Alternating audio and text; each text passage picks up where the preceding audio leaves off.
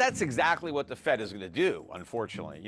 When the Fed is surprised by the fact that we go into a severe recession and inflation actually gets worse, right, which is a situation that they think is impossible. They think, well, if we go into a deep recession, at least we won't have inflation to worry about anymore, and we can just go back to what we've been doing, which is creating inflation. But if we go into a severe recession and inflation is still high, well, they're out of tricks, right? But I think that despite that, when push comes to shove, the Fed is going to pick the poison that it thinks is the least toxic, right? And it's going to say, you know what? Inflation is bad, but a financial crisis and a depression is worse. So we're just going to have more inflation. We're just not going to get back down to 2%, maybe 3 or 4%, whatever they're going to say. But hey, we're never going to get to 2 because the cost of getting there is too high. So we're just going to have to get used to living in a world with higher inflation because it's better than the alternative. Now, it's not better than the alternative. It's way worse. But the Fed and the government won't know that. And even if they do know that, all they really care about is the short run.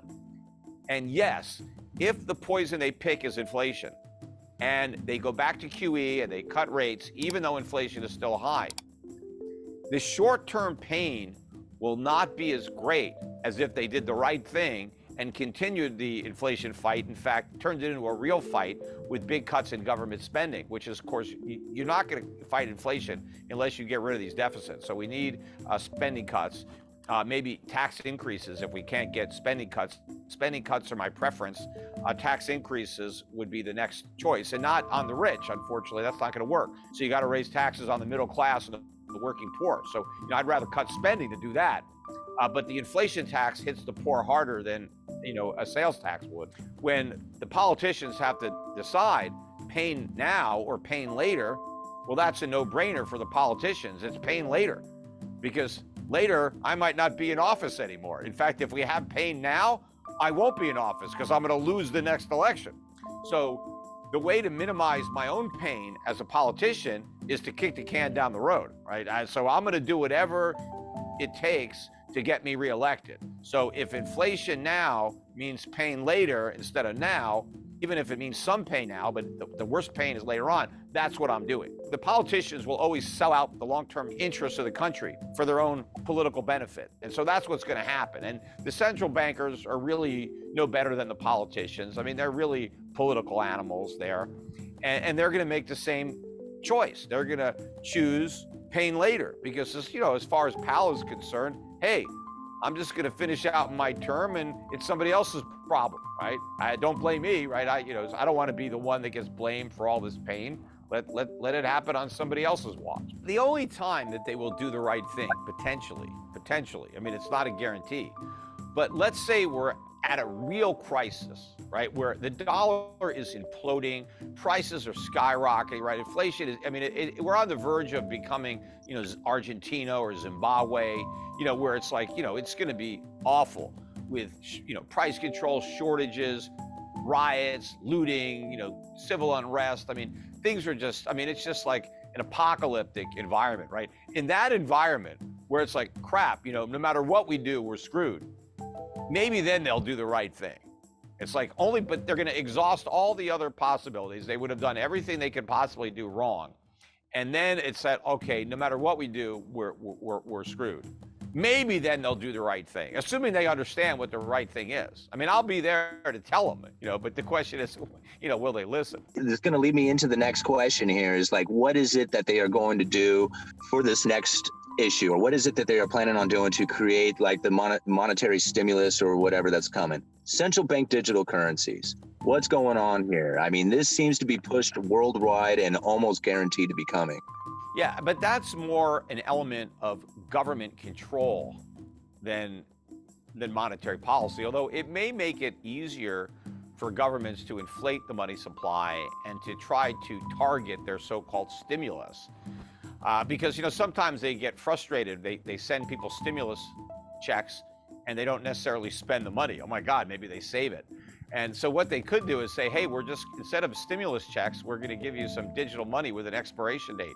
So here's your, we're going to load up your wallet and you got 24 hours to spend it or you lose it, right? Everybody's like, but then they might say, okay, you can spend it, but here's the only places that it's good, right? I don't know. They might try to micromanage. Oh, you can't use your money to buy a gun. You can spend it at Walmart or whatever. I don't know. But I mean, the part that I don't like about government issued, digital currency, as long as they don't eliminate cash, right, then it's not as big a deal. But they want to eliminate cash. That's what their goal is to get rid of all the bills. So you have no alternative but that digital currency. And the reason I don't want to live in a world where you're stuck using a digital currency for every transaction you make, and there's no way to transact in private, is that the government knows every single thing you spend money on. And that can give governments a lot of information about you, even if you're not spending the money illegally. For the government to know everything that you like, every cause that you support, everything that you do, they can create a profile of you, and potentially that they could use that profile in ways that could be harmful to you. And a lot of the things that you're doing today with your money may be legal, but what if they're illegal in the future? Because people just assume that governments are benevolent and they're good, but they tend to get very corrupt and get very evil. And a lot of times the governments become the bad guys and the resistance is the good guy. And how do you overturn a corrupt government? Well, it's a lot more difficult if that corrupt government knows every single thing you're doing and can see all the places that you're spending your money. And they can crack down on anybody that becomes part of a resistance. And once the government knows that it's harder for the people to resist tyranny, well, they're more likely to become tyrannical. So it becomes a self-perpetuating prophecy. Lord Acton said, power corrupts, absolute power corrupts absolutely.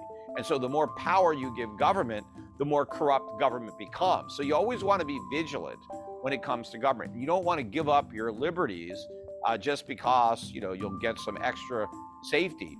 And because what the politicians are going to say is, oh, if we just eliminate cash, we'll make it harder for the drug dealers and the terrorists and the money launderers. And maybe that's true. But you know what we're going to lose a lot of our individual rights and freedom. And it's just not worth the trade-off. And from my perspective, being in the financial service industry, I already see through this charade. All of the anti-money laundering that we have now, the laws on the books, all that stuff, yes, they say it's here because of terrorists and drug dealers and criminals, but that's just for the public to get them to approve the laws. The one goal that all these governments have in mind, the criminals that they really want to catch, are the people not paying their taxes. That's really what they're going after, right? They want the tax money. And so they think that if they eliminate the cash economy, then they're going to collect more taxes. Because there's still a lot of people today that do some work under the table, get paid in cash. That's who the government is going after, not the drug dealers, right? It's the guy that's driving his Uber and he's getting some money in cash, or he's doing some odd jobs. And that's why they now want all these payment companies to report all these small transactions, like $600 or more. They want all these transactions reported. Why? Because people were having income and they weren't paying taxes. And yeah, I guess a lot of these people are breaking the law, but a lot of people are in a situation where if they don't break the law, they don't eat. There are some people that, hey, this is what I've got to do to make ends meet, because if I paid taxes, I couldn't earn enough money after taxes to cover my expenses. So the only way I could do it is to not pay the tax. And I'd rather have somebody working and not paying taxes than just sitting on welfare. Because that at least they're productive, at least they're providing goods and services. And when the government says we need all these IRS agents to go after the rich, that's a lie. They're not going to go after the rich. They're going to go after the middle class. They're going to go after the small business owners. Those are the ones that are cheating. The rich don't have to cheat. They have loopholes to reduce their taxes. The average guy doesn't have a loophole. So his loophole is, well, I'm going to make some money on the side and I'm not going to report it, right? Or I'm going to exaggerate some of my deductions. But you know, the minute you eliminate cash, they crack down on the underground economy.